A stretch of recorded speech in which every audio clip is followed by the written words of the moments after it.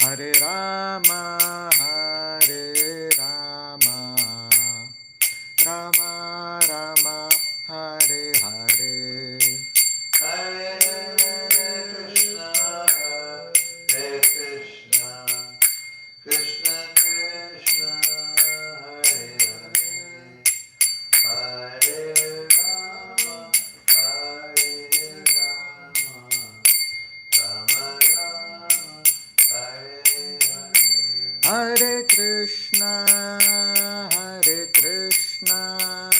Krishna Krishna, Hare Hare, Hare Rama, Rama Rama, Hare Hare. Hare Krishna, Krishna Krishna, Hare Hare, Hare Rama, Hare Rama, Jaya Radha Gopi Vallabh Radha Gopi Vallabh Radhe,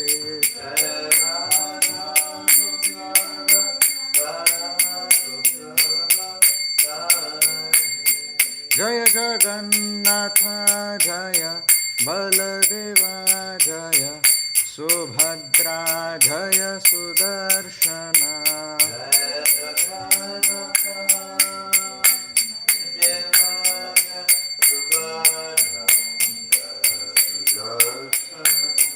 Jaya Gauranitai Gauranitai Gauranitai Jaya Gauranitai,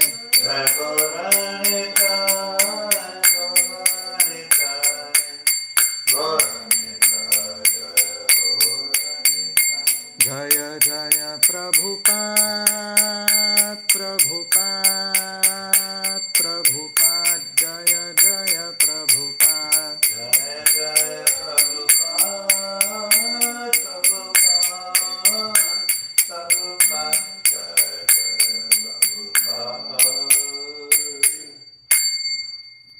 Jai Shri Shri Radha Gopi Vallabh ki Jai, Shri Jagannath Baldev Subhadra Maiya ki Jai, Shri Gaur Nitai ki Jai, Srila Prabhupada ki, Granth Raj Srimad Bhagavatam ki Jai.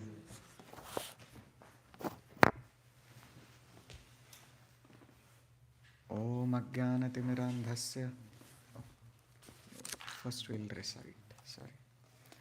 Hare Krishna. Hare Krishna. Thank you, Prabhu. Thank you. Seeking your blessings. Hare Krishna.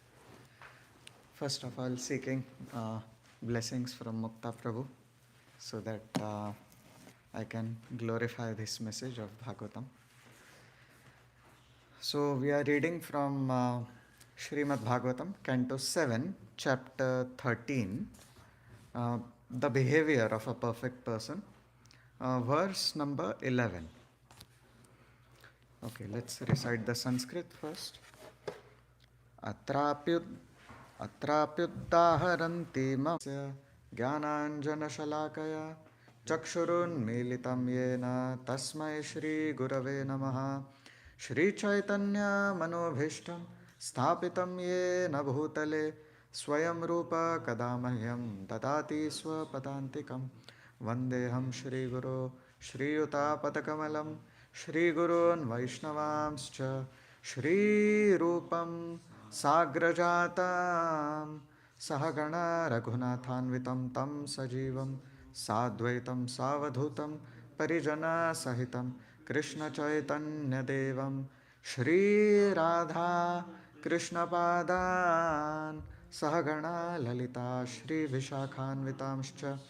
He Krishna Karuna Sindhu Deenabandho Jagatpate Gopesha Gopika Kanta Radha Kanta Namostute Tapta Kanchana Gaurangi Radhe Vrindavaneshwari Vrishabhanu Sute Devi Pranamami Hari Priye Vancha Kalpatarubhyascha Kripa Sindhubhya Evacha Patitanam Pavanebhyo Vaishnavebhyo Namo Namaha. Namo Vishnupadaya Krishna Pristhaya Bhutale Shrimate Bhaktivedanta Swami Niti Namine Namaste Saraswati Deve Gauravani Pracharine Nirvishesha Shunyavadi Paschatya Deshatarine Jai Shri Krishna Chaitanya Prabhu Nityananda Shri Advaita Gadadhar Srivasadi Gaura Bhakta Vrinda Hare Krishna Krishna Krishna Hare Hare Hare Rama Rama Rama Hare Hare. Hare Krishna. Welcome, dear devotees, for the Saturday morning Bhagavatam class. First of all, seeking blessings from Mukta Prabhu and Vanmali Prabhu so that I can do some justice to this topic. So, we are on the 13th chapter of 7th canto. Here, there is a description of the behavior of a saintly person, a perfect person who is saintly at heart, who is a devotee of the Lord. So specifically this chapter, as Prabhupada explains in the beginning, in the summary, that this chapter describes the behavior of somebody in the renounced order, somebody who is a sannyasi or just renounced from this world, even without formally taking sannyas. So, Prahlad Maharaj once, when he was a king, after Hiranyakashipu was killed and all, Prahlad Maharaj was installed as the king. So, in the 7th canto, as we have seen, until chapter 9, there is the pastime of Prahlad Maharaj and how in the 9th chapter, prayers of Prahlad Maharaj are described. And even in the 10th chapter, Lord Narasimhadev's benediction to Prahlad Maharaj, that is described. And then 11th chapter onward, again the focus shifts to the conversation which was going on between Narad Muni and Yudhishthir Maharaj. So this whole 7th canto is basically a conversation between Narad Muni and Yudhishthir Maharaj. Narad Muni, after Shishupal was killed in the Rajasuya Yagya, Yudhishthir Maharaj, he was amazed seeing how Shishupal, the soul, when he came, basically it's Jai Vijay. Jai Vijay had first come as Hiranyaksh, Hiranyakashipu, then Ravan and Kumbhakarna, and in the third birth they came as Shishupal and Dantavakra. So, and after that they were meant to go back home, back to Godhead, assuming their posts as Jai Vijay again. So, when Shishupal was so wonderfully slain by Lord Krishna with his Sudarshan Chakra,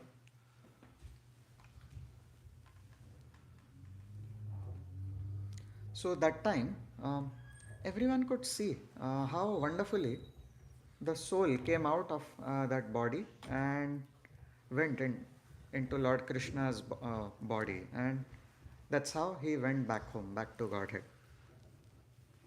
So, Yudhishthir Maharaj was specifically,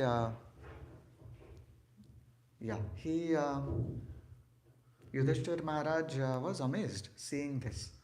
Oh, how come such a sinful person like this get liberated? He was constantly blaspheming the Supreme Lord. So, usually when somebody is so atheistic, so blasphemous of the Supreme Lord, their destination is to go to the lower regions of the universe for hellish punishments. And of course, those hellish punishments are not a cruelty of the Lord, they are also a mercy of the Lord to rectify living entities. So Shishupal should have attained that destination for rectification of his mentality, right? So Yudhishthir Maharaj asks these questions to Narad Muni.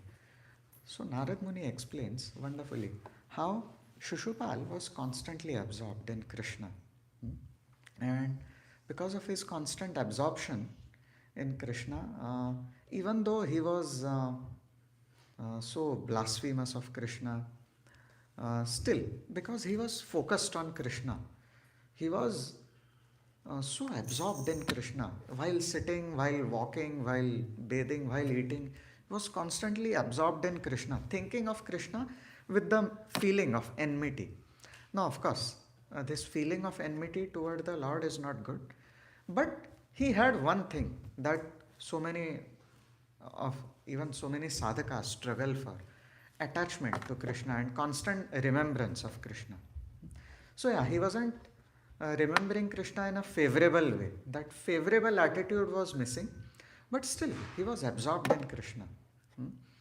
So, Narad Muni then he explains this beautiful principle of how even if somebody thinks of Krishna, is absorbed in Krishna, even if it is with an unfavorable attitude, he still gets a higher destination.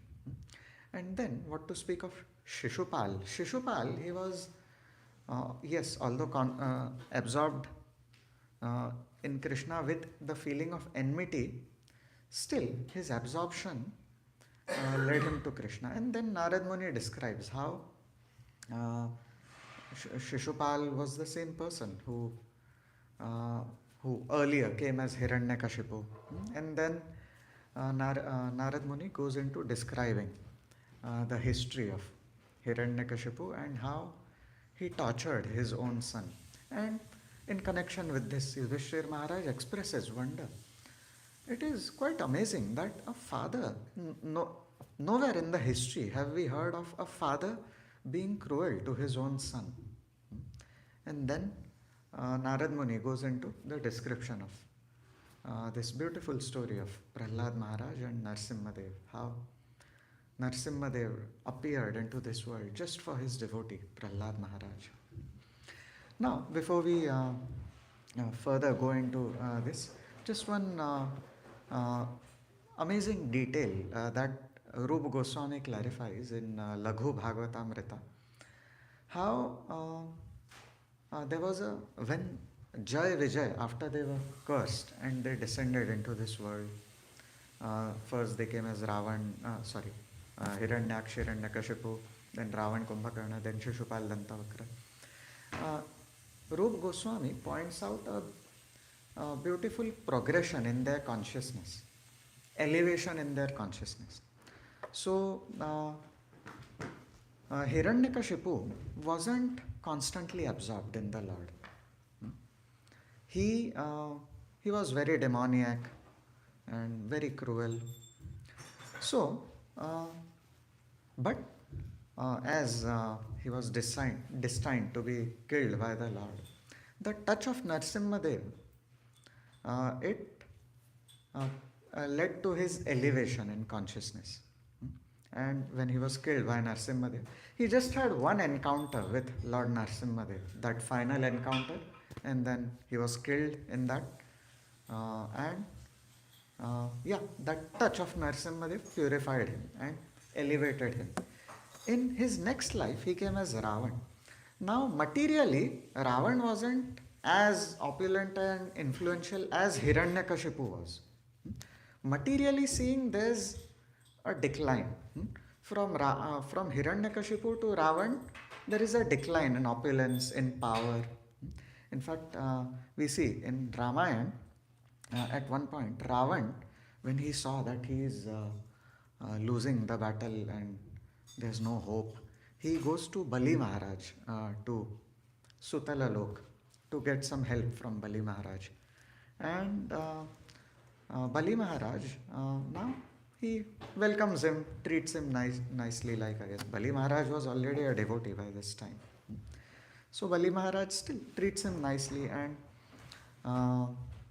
Bali Maharaj says, okay, fine, I'll help you in whatever way possible. Then Ravan asks for the help he needed. I want your help in fighting with Ram. So Bali Maharaj, to teach a lesson to Ravan, to show him something, he takes him to one garden, and he shows him there was almost some mountain of gold. It looked like a mountain. And Bali Maharaj calls him and tells him, "Can you move this?" So Ravan tries moving it. But in the beginning, he is fully confident, "Oh, I can move it." But then he tries harder. Full force he applies. So at one point, we can see a fully troubled look on Ravan's face. Then he gives up. "Oh, I cannot move this."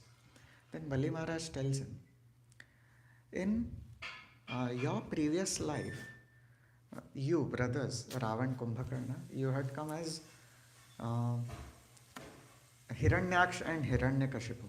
And this so-called, this apparently,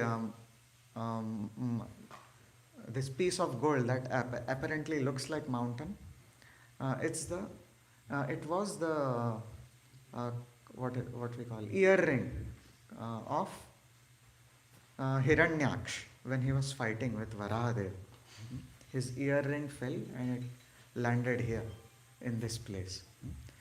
And you see, your power has significantly diminished. But who had come as Narsimhadev in the previous incarnation, the same personality is Ram. And his power hasn't diminished. So let me tell you, give back Mother Sita. That is the best advice I can give." Then Ravan dismissed him. You're also the same, doing the same thing that others have been telling me. And then, Ravan, Bali Maharaj, he, before Ravan left, just gave him one demon to accompany him. And it was a very powerful demon. It's a wonderful story. I've heard it from Shubvilas Prabhu. Maybe in the end, if we have time, we can come to it. Who was that demon who Bali Maharaj gave to Ravan as a token? And okay, so now coming back to our discussion on. Okay, so from Hiranyaksh, Hiranyakashipu to Ravan Kumbhakarna, there was a decline in physical strength and even opulence and influence. Hiranyakashipu had achieved more than Ravan. But yet in consciousness there was an elevation. How? In spiritual terms there was an elevation. Ravan, he had more encounters with Lord Ram than Hiranyakashipu had encounters with Lord Narsimhadev. So Ravan, over multiple days, Ravan knew of the existence of Lord Ram.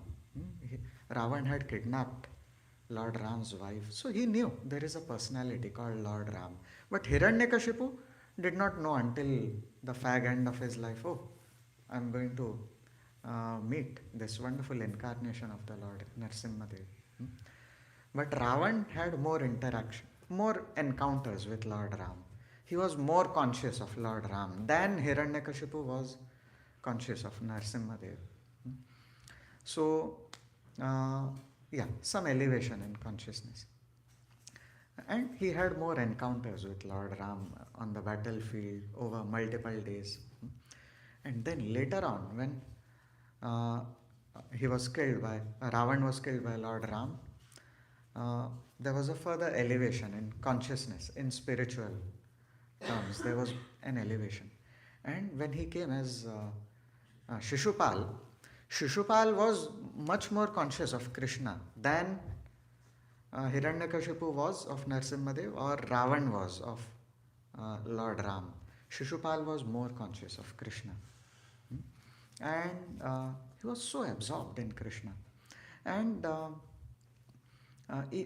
so when finally, when it was time when Shishupal's offenses reached a certain threshold, and Krishna had promised his mother, "I will tolerate only up to this much, but beyond this point, I will slay him."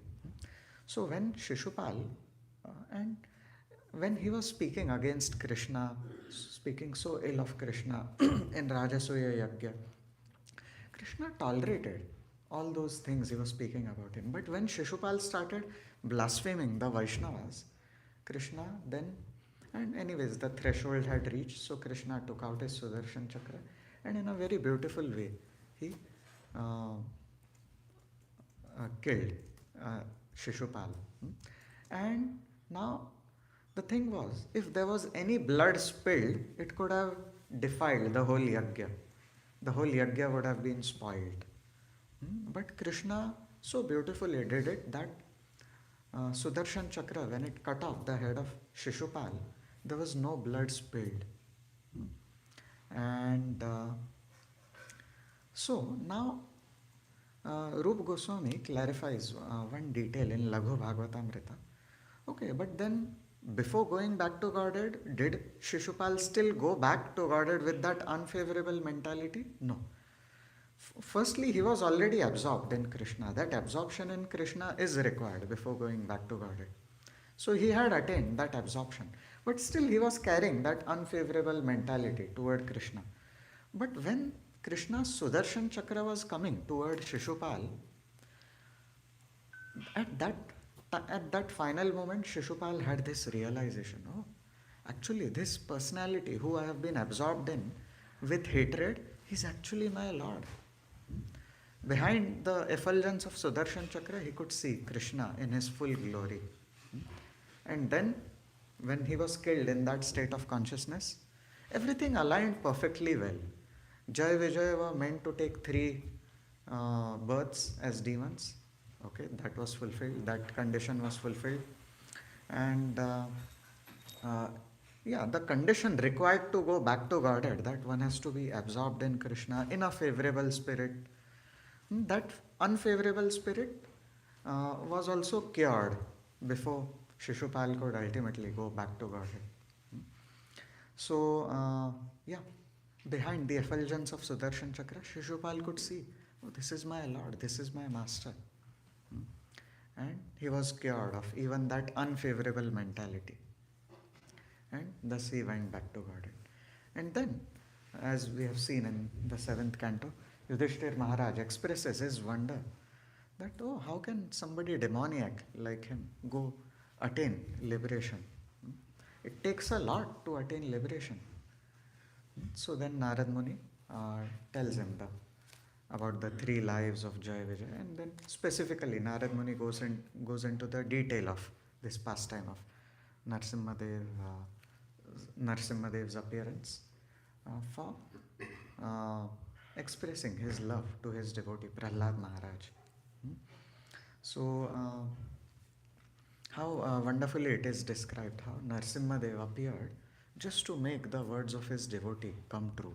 Satyam vidhatum nijabhritya bhashitam vyaptim cha bhuteshu akhileshu chatmana adrishyatatyadbhuta rupam udvahan stambhe sabhayam na mrigam na manusham.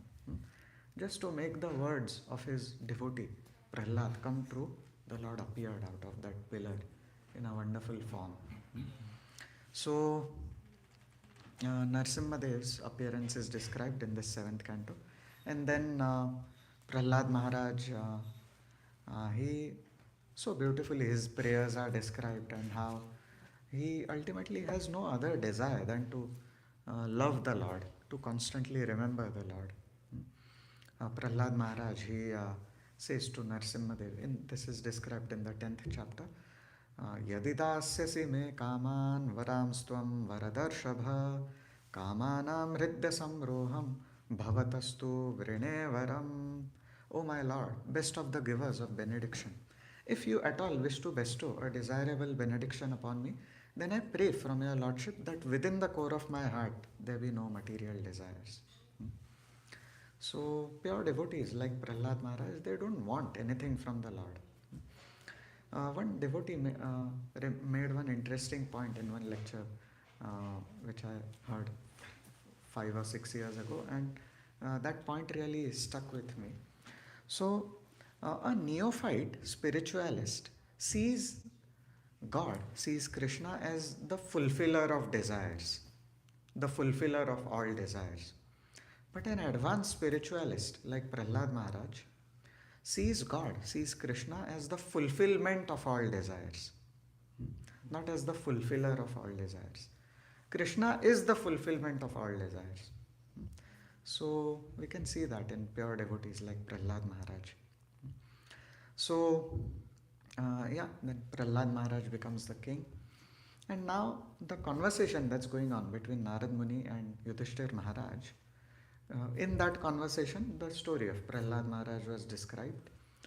Now, Narad Muni, Yudhishthir Maharaj is asking further questions about what are the various duties and of people in different orders, in different varnas and ashrams. And Narad Muni is describing those.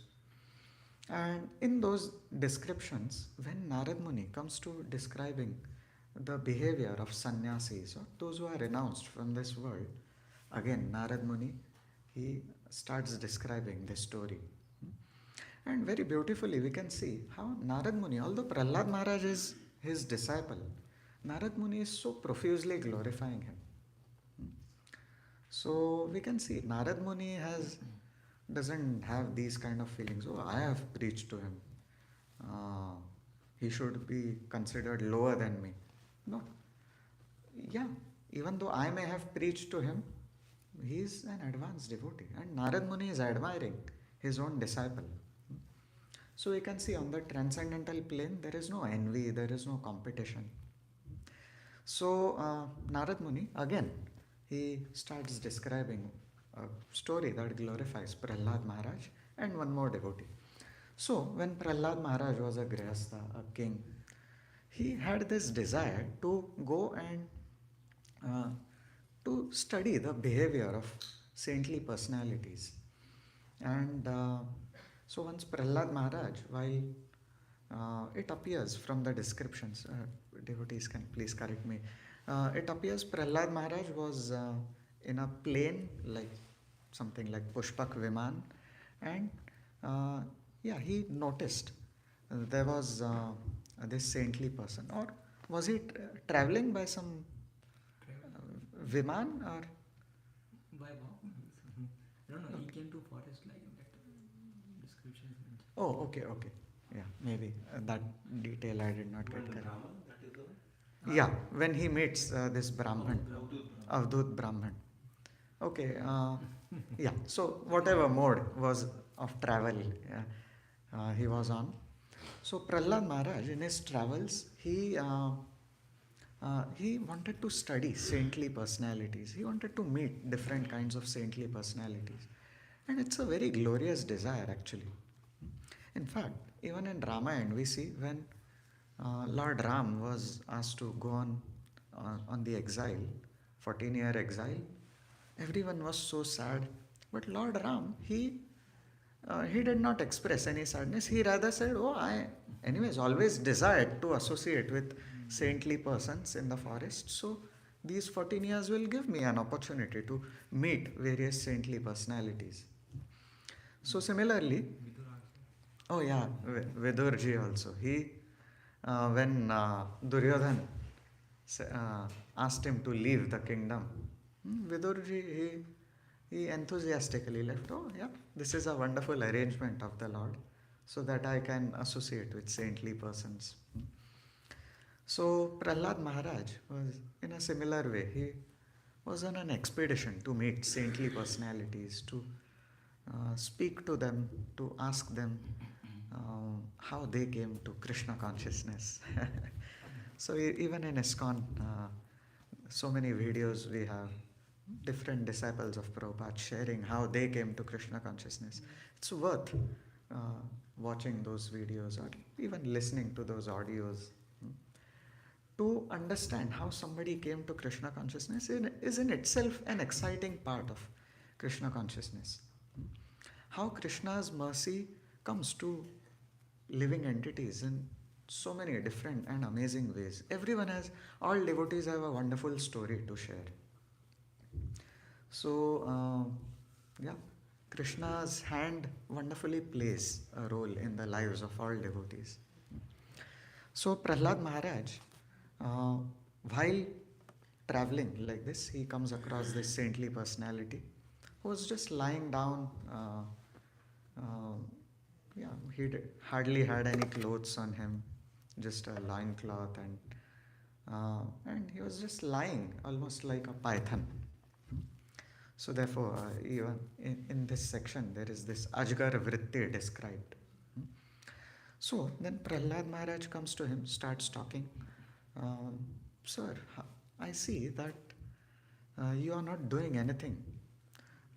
Prahlad Maharaj, he is curious that how is he so well maintained, although he is not working, he doesn't seem to have people around serving him, feeding him food, but still he appears to be well fed, and he is so nicely maintained. Hmm? So Prahlad Maharaj could identify the devotion in this saintly personality. One devotee can identify another. One great soul can identify another great soul. So Prahlad Maharaj comes and starts talking to him. And it is described how the words of Prahlad Maharaj sounded like nectar to this saintly personality. Because he is also a great devotee, that Brahman. And Prahlad Maharaj is a great devotee. So Prahlad Maharaj starts asking him, I see that you are not working at all, but still you are stout and well maintained. Somebody who is not working hard and is likely not getting any food at all, right? So logically thinking, he should be thin and as if starving, malnutrition.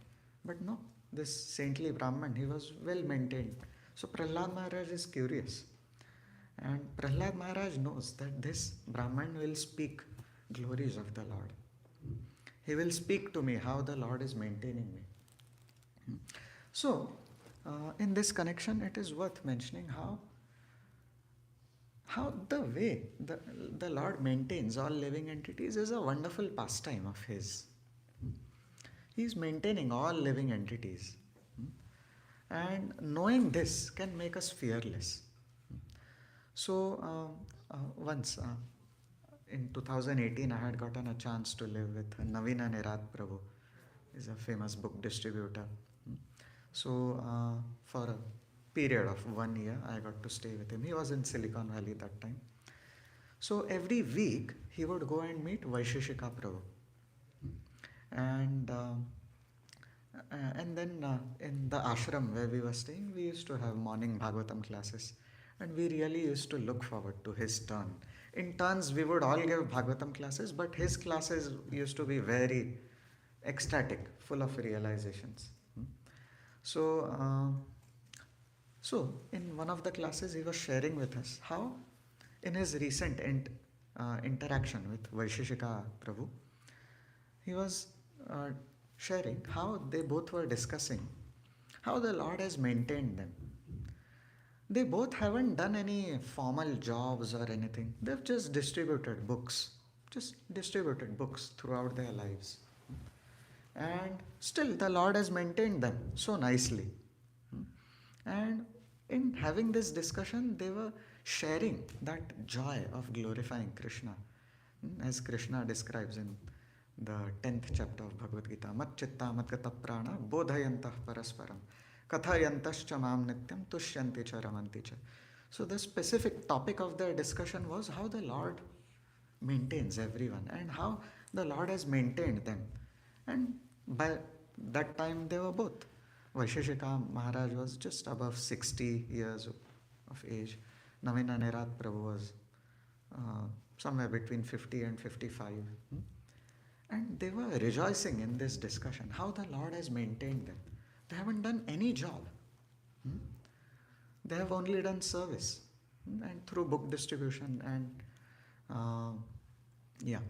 Vaisheshika Prabhu had some small business which Mataji was partially looking after, and they have been well maintained. So, yes, it is a pastime of the Lord how He maintains all living entities and especially His devotees. Even here in ISKCON Boston, we can see how fearlessly Vanmali Prabhu lives. Being a Grihastha, it's very inspiring actually. So, it's a pastime of the Lord, how He maintains all living entities. And just this thought can make us fearless. And once one devotee had shared with me how just this thought can be very liberating. It can make us fearless and free from anxiety. The Lord has maintained me until this point, right? He has maintained us until this point. Even in the past, we had anxieties, right? Oh, will I clear my 10th exam? Oh, will I get good grades? Then, even in 12th, we may have had anxiety. Oh, will this happen or not? Oh, will I get admission in some good college? Even in the past, we had anxieties, but we went through all those phases, right? Oh, will I clear GRE or not? Oh, will I get admission in some good college or not? Even in the past, those anxieties were there. But the Lord maintained us and brought us to this point, right? So even in the future, He will maintain us. So how He wonderfully maintains all living entities is a really beautiful pastime of His. It's also, yeah, it's a wonderful pastime. So how a tree grows from a small seed, and how the animals are maintained. I have seen crows when they come in the evening. I used to work at one company in the past in Silicon Valley. There were a lot of trees there. So typically I would go back home after sunset, and while leaving I would see a lot of crows come there and perch atop the trees. Birds have their natural schedule in the day. Their schedule is based on the sunlight, the rising and setting of the sun. So just before sunset, so many thousands of crows would flock together and they would sit on all those trees, and they would sleep there just holding on to some, even I've seen even on some thin branches, crows would perch themselves atop thin branches, hold the branch with their just their 2 or 4 claws. I think they have just 2 claws. They would hold even a thin branch and sleep there throughout all night. And now if we see, if we try to sit on some stool that has no support around, just imagine a stool like this stool, for example. If we sit on that and we are asked to sleep on that throughout the night, will we be able to? No, we will fall. We need support, right? But those crows, they have this amazing ability to hold on to a branch and sleep. Literally, it's not that they had some nests there. They would just hold on to a branch and sleep, spend the whole night like that. Isn't that a wonderful pastime of the Lord? So how wonderfully He maintains all living entities. It's just amazing and mind-blowing. And if we consider this carefully, it can make us fearless under all situations. Ultimately, the goal of life is not just maintaining our body, providing nice comforts to the body. That life is not a glorious life at all, somehow dragging the body from birth to death, providing some comforts to the body. Or as Radheshyam Prabhu puts it, from womb to tomb. It's not a glorious life at all. Life is not meant just for maintaining. It is meant for a higher purpose. And while executing that higher purpose of Krishna consciousness, the body will be maintained. If we live with this fearlessness, we can live free from all anxieties. If we live with this feeling of dependence on Krishna. So we see very beautifully in this chapter how Prahlad Maharaj, he starts asking these questions to this saintly personality, and he describes his story. So now what all lessons come in this chapter? It is described how this saintly personality, he speaks about his past. In the past, I have experienced all these types of comforts. Sometimes I have received very kingly treatment. very royal treatment. Sometimes I have eaten good food, very palatable dishes. Sometimes I have not had any food.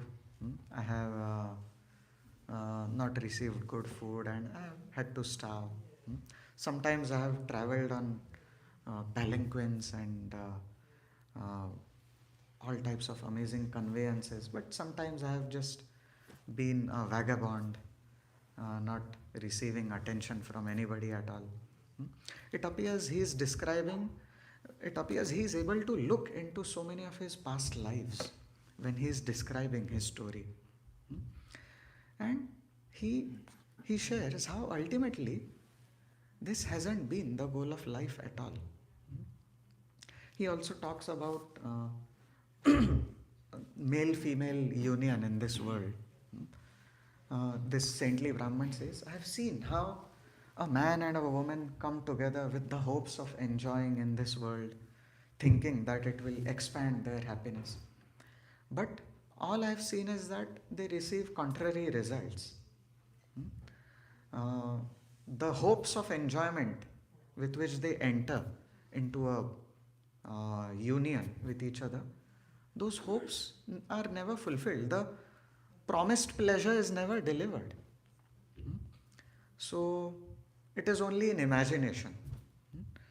So seeing all this, I have resigned from all these material activities. Material activities don't make sense to me at all. And so this Brahman, he expresses how he is running after real joy. The real joy of surrendering to the Lord, of loving Him. So is the joy one can experience on the spiritual platform. Material joys are nothing compared to that.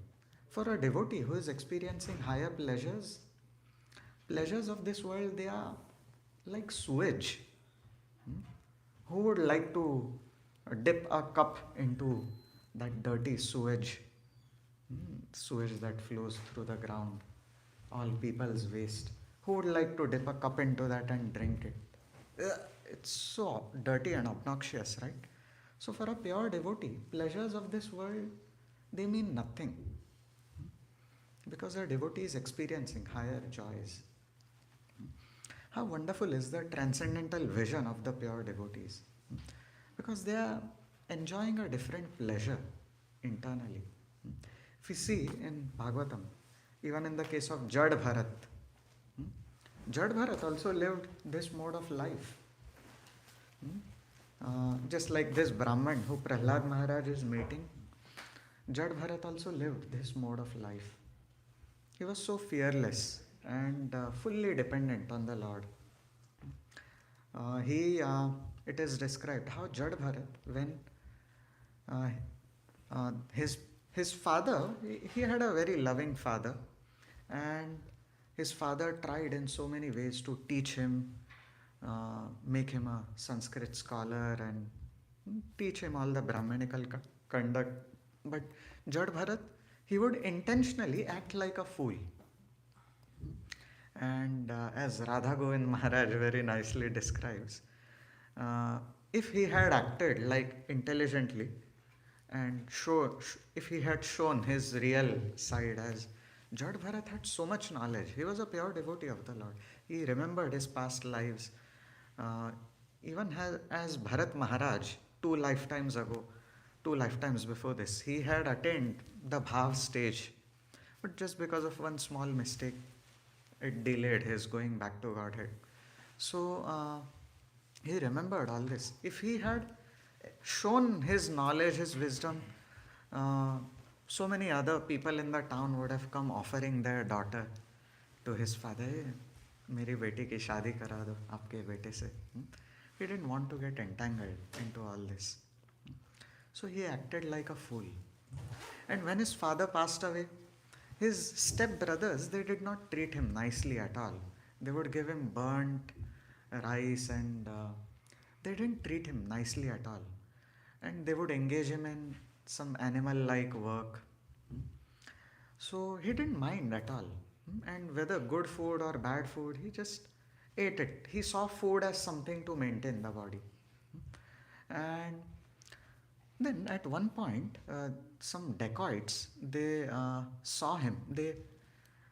Some dacoits, they were worshippers of Kali. They, according to their imagined rituals, they were going to make a human sacrifice to Kali Mata. Hmm? And they had, uh, so they specifically needed a human being who was foolish, almost like an animal. So they had uh, caught one person earlier, but that person ran away. So they were in search of another such person, a human being who with animalistic traits. Hmm? So while those thieves were searching, they saw Jad Bharat, who was on some fields, guarding crops and all. So they caught him, and while they caught Jad Bharat didn't resist at all. Hmm? What gave him such confidence? Because he was enjoying a deep inner pleasure of connection with Krishna. He was having a deep inner love affair with the Supreme Lord. He was a pure devotee of Krishna. So Jad Bharat, so they took him, to the altar of Kali Mata, they bathed him, and they, one of the thieves who was acting like a priest, he was brandishing his sword, about to chop off the head of Jad Bharat. Jad Bharat wasn't protesting at all. Because he confidently knew that, okay, yeah, even if I die right now, I'm anyways going back to Godhead. I have nothing to give and take with this material world. So he was completely fearless. And then Kali Mata, she herself, she became concerned that, oh, Jad Bharat is a pure devotee. If I don't do something, as Radha Govind Maharaj says, Bhagwan meri khabar lenge. So Krishna is not going to spare me. Krishna will question me. So Kali Mata, she sprang out of her deity form, and she snatched that sword from that thief's hand who was going to kill Jad Bharat. And she firstly she chopped off the head of that thief who was acting like a priest, and then she and her associates, they sprang out and they chopped off all those thieves' heads.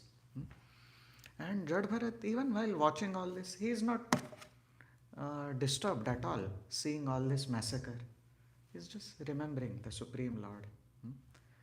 And yeah, so that's how a pure devotee who is fully maintained by the Lord and who has full faith in the Supreme Lord lives in a fearless state.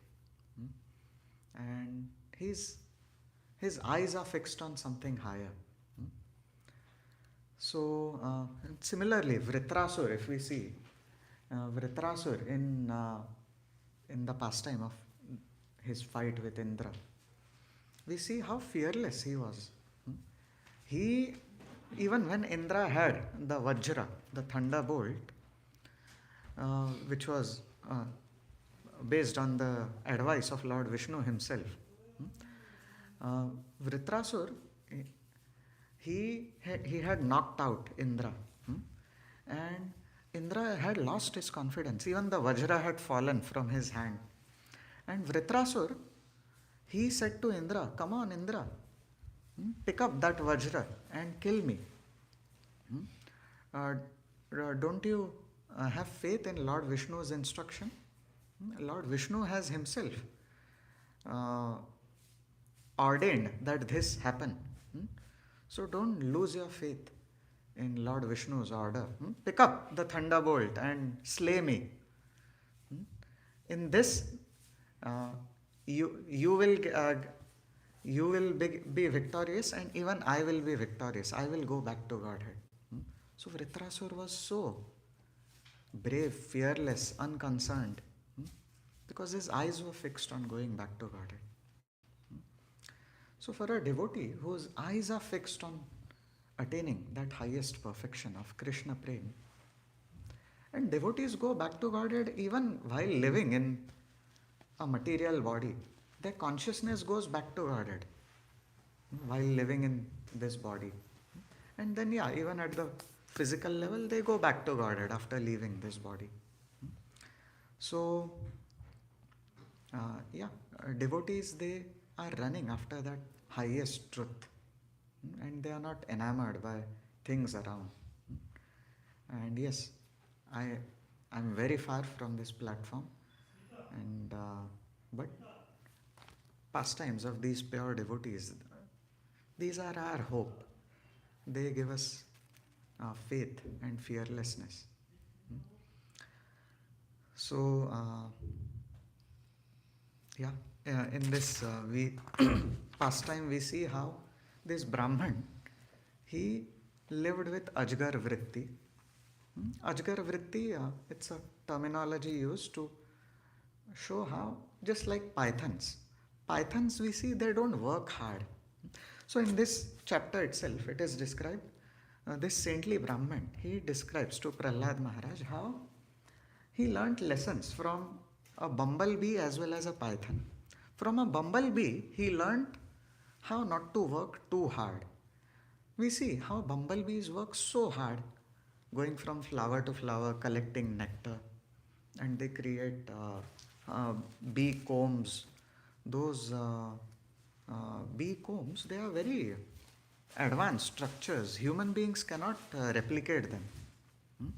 They have different compartments, and honeybees, they store honey in them. They work so hard, hoping that they will enjoy the honey, their descendants will enjoy the honey. But one day, a farmer comes and drives them away by producing some smoke nearby. All the honeybees are driven away, and all their savings are taken away. So similarly, even in human society, human beings may work extremely hard, like asses, foaming in the mouth, and thinking that, oh, I will enjoy this wealth, my descendants will enjoy. Some people have so much ambition in life that they say, itna kamaunga, I will earn so much money that my next 10 generations don't have to work hard. They have this ambition, and they think that if I attain this, then it will be such a good use of human life. My human life will be successful if I do this. But ultimately, nobody can enjoy that wealth. Neither that man who earns that success, nor his descendants. Because even if that wealth lasts for many, many generations, every individual who comes in that line is a temporary being. He just comes, enjoys that for some time, and leaves and goes. We can beautifully see this lesson even in nature. Once Siddheshwar Prabhu and I, we were having a walk by Charles River. We were having this discussion. In a river, we see the river almost looks like constant and in one place, right? If we go to some river today, say Charles River, if we go to Charles River today, we will see it at one spot. If we go after 5 days, we will see at the same spot. If we go after 5 years, we will still see the river at the same spot. Of course, rivers do gradually change their course, but at least they appear constant and fixed in one place, right? So, if we go after 5 years or 50 years, so rivers appear not to be changing. But is that so really? No. If we see every water molecule, if we go today, there is some water molecules there at that spot. But those water molecules soon would have gone ahead and merged into the ocean, only to be replaced by other water molecules. So similarly, people who have this ambition that I'll create a big material legacy of a lot of wealth. Yes, even if that wealth lasts, and if it appears that, oh, the legacy is constant, it is still there. But just like a river, it appears constant and steady, right? It appears as if it's always there. But no, every individual water molecule in that river has gone ahead, moved on. So similarly, even if somebody attains a lot of wealth, which lasts for many, many generations. Of course, wealth doesn't really last that long. There was a very rich family in America, I think Vanderbilt or whatever their name was. They were so rich at one point, they established all the railway tracks in America. In today's time, if uh, that same wealth, if we translate to current day amount, they would have been multi-billionaires or trillionaire also. And that time, in today's times, even a rich man can be very heavily condemned and criticized by the media. But in those times, rich men had more respect. So this Vanderbilt family, just around 100, 200 years ago, whatever, they had a big mansion in Rhode Island somewhere. And now, in current times, in today's day, that family, the descendants, they are living in that big mansion, and the descendants are struggling to pay off some government debts. So that mansion has become a museum now, and whatever money is collected, revenue is collected from visitors visiting that mansion, the government collects that revenue, and through that collection, these descendants of that family, they are paying off debts, and they are living in smaller rooms on some upper level. My brother shared all this with me once. We were having a discussion about wealth and how it doesn't last long. So yeah, but say even if it lasts long for many, many generations, still it hasn't made any real eternal impact, because every individual who comes in that line is a temporary being who has just come, enjoyed that wealth for some time, and then left and gone. But what is a real legacy to pass on is a spiritual legacy. Because if we pass down a spiritual legacy, then every individual who is coming in that line, he is benefiting from that spiritual legacy, and a spiritual benefit goes. It is carried with us even after we die. So a spiritual legacy is a meaningful legacy to pass down, not a material legacy. So yes, from bumblebees, this Brahman, he describes what lessons he learned. They work so hard, but their wealth is taken away. So from them I have learned the lesson of not working too hard. And from a python, I have learned this lesson that just like a python, it sits in one place. Pythons don't work hard, going from here and there looking for food. They sit in one place and they do get food. Somehow food comes their way. So similarly, this Brahman, he is saying, this is the lesson I have learned from a python.